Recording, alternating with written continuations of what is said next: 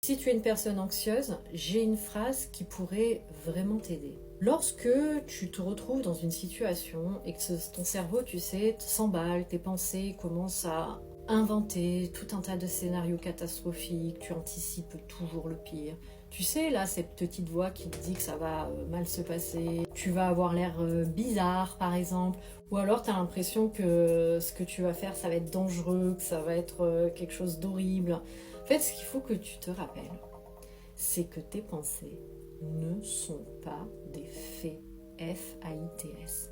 Ce n'est en aucun cas ta réalité, mais une visualisation que tu construis de toutes pièces, drivée par tes peurs, drivée par ton anxiété.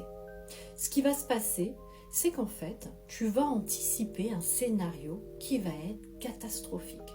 Sauf qu'on s'est rendu compte, souvent avec mes patients, lorsqu'on regarde un petit peu ce qui s'est passé au final, comment elles se sentaient avant et tout le scénario qu'elles avaient construit par anticipation et ce qui s'est finalement passé, parce que je les invite toujours à se confronter quand même à la situation, eh bien elles me disent, c'est vrai, mon cerveau avait en effet imaginé un scénario complètement irrationnel. Et finalement, ça s'est pas si mal passé que ça.